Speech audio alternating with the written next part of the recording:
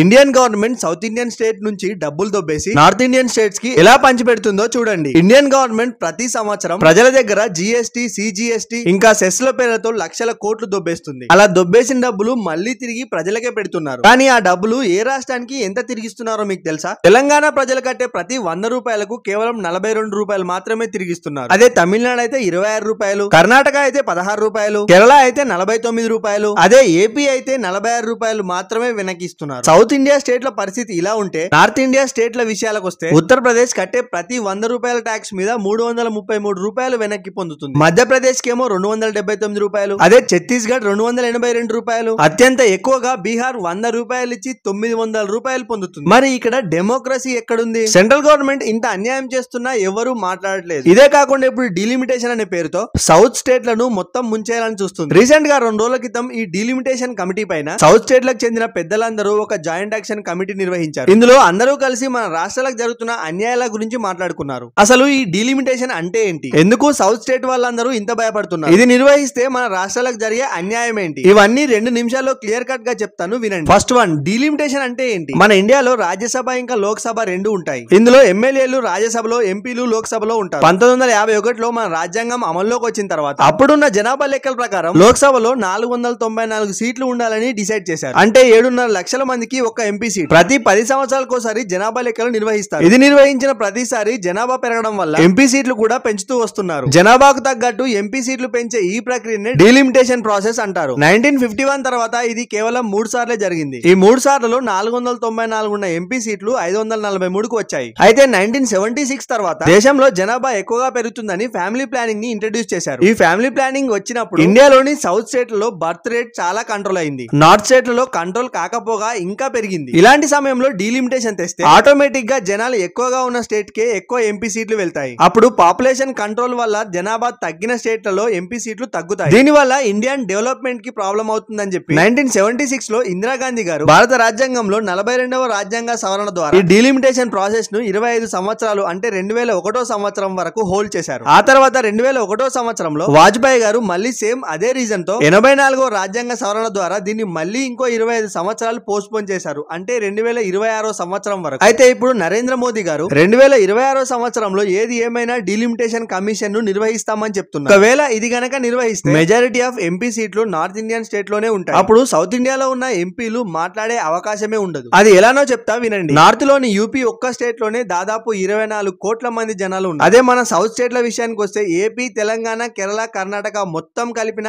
17.5 కోట్ల జనాలు మాత్రమే ఉంటారు. ఈ లెక్కను చూసుకుంటే ఈ 4 రాష్ట్రాల్లో ఉన్న ఎంపీల కన్నా యూపీలో ఉన్న ఎంపీల సంఖ్య ఎక్కువ. ఇక్కడే మనకు అర్థమవుతుంది వాళ్ళ డామినేషన్ ఏ విధంగా ఉందని. అలా ఎలా పెరుగుతాయి ఎంపీ సీట్లు అని మీరు అనుకుని ఉండొచ్చు. ఒక రాష్ట్రంలోని ఒక కాన్స్టిట్యున్సీకి ఎంపీ సీట్ ఇవ్వాలంటే మినిమం అక్కడ 15 లక్షల మంది ఓటర్లు ఉండాలి. ఇది అర్థమైతే ఎంపీ సీట్లు ఎలా పెరుగుతాయో మీకు అర్థమవుతుంది. కానీ అమిత్ షా గారు మాత్రం అలా ఎప్పటికీ జరగదు. ఒకవేళ సీట్లు తగ్గినా పెరిగినా మీకుండే ప్రిఫరెన్స్ మీకే ఉంటుంది అని చెప్తున్నారు. సౌత్ స్టేట్లలో ఉన్న పెద్దలు మాత్రం మా రాష్ట్రాల పరిస్థితి ఇప్పుడే ఇలా ఉందంటే ఒకవేళ మీరు డీలిమిటేషన్ కనుక నిర్వహిస్తే మా పరిస్థితి ఇంకా దారుణంగా తయారవుతుంది అని అంటున్నారు. అసలు ఈ డీలిమిటేషన్ గురించి తెలుసుకున్న తర్వాత మీరేమనుకుంటున్నారు? ఇది నిర్వహిస్తేనే బాగుంటుందా, లేకపోతే ఎలా ఉండేది అలా ఉంటేనే బాగుంటుందా? మీ సమాధానాన్ని కింద కామెంట్ సెక్షన్ లో కామెంట్ చేయండి.